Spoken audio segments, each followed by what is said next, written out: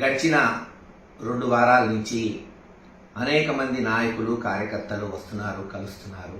Party ఎందుకు ఓడిపోయిందని తరచూ అడుగుతూనే ఉన్నారు. లిక్కర్లో ప్రభుత్వానికి చెడ్డ పేరు వచ్చింది అనేది వాస్తవం. అనేక సార్లు మేము సజ్జల గారికి కానీ విజయసాయిరెడ్డి గారికి కానీ చెప్పడం జరిగింది.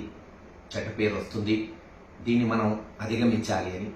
దురదృష్టకరం చర్యలు లేకపోవటం, మరి దాని పర్యవసానం ఈ రోజున అనేక మంది కాదు, దాదాపు 20-25% మంది రోజు ఈ లిక్కరు తాగేవాళ్ళు ఉంటారు, ముఖ్యంగా సన్నకారులు.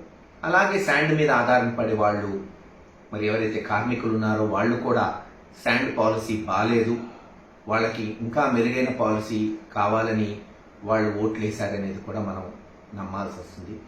ఇలా కార్మిక సంఘాల్లో మరీ ముఖ్యంగా ఎస్సీ, ఎస్టీ, బీసీ మైనారిటీల్లో లిక్కర్ ఒకటి, శాండ్ ఒకటి మనల్ని దెబ్బకొట్టుంటాయి. ఈరోజు మళ్ళీ చంద్రబాబు నాయుడు గారు గెలవడానికి కారణం ఒకటి, అదే అవమానం. గుర్తుపెట్టుకోండి, అవమానం. ఈ అవమానం అనేది సామాన్యమైన విషయం కాదు. అవమానమే మనిషిలో కసి పెంచుతుంది, ఆయుధాలను పెంచుతుంది, మనిషి పోరాట పటిమను పెంచుతుంది. చరిత్రలో మహాభారతాలు, రామాయణం చదివి పెరిగిన వాళ్ళం మనం. ఆ రోజు కూడా నిండు సభలో పాండవులకు అవమానం జరిగితే పోయి యుద్ధం చేసి యుద్ధంలో రాజ్యాన్ని గెలుచుకున్నారు. అలాగే శ్రీరాముడు కూడా అవమానిస్తే సీతమ్మను ఎత్తుకెళ్లి జైత్రయాత్ర చేసి మళ్ళీ సీతమ్మను తెచ్చుకున్నాడు శ్రీరామచంద్రుడు.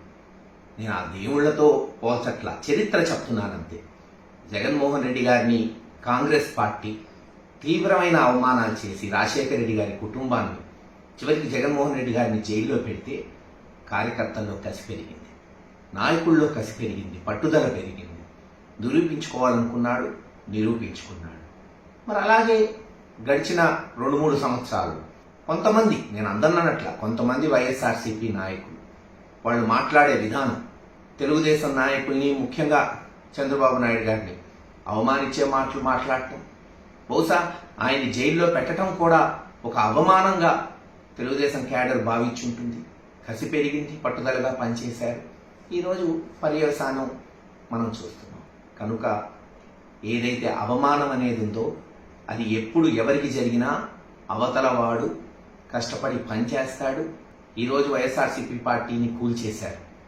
అది చట్టానికి వ్యతిరేకమా, చట్టపరంగా చేసుండొచ్చు, ఇంత హడావుడిగా చేయాల్సిన అవసరం లేదు. ఒక ప్రతిపక్ష పాత్ర తప్పకుండా జగన్మోహన్ రెడ్డి గారి నాయకత్వంలో మేమందరం కూడా సమర్థవంతంగా ముందుకు పోతాం. ప్రక్షాళన చేసుకోవాలి, చేసిన తప్పులు తెలుసుకోవాలి, మళ్ళీ తప్పులు జరగకుండా చూసుకోవాలి.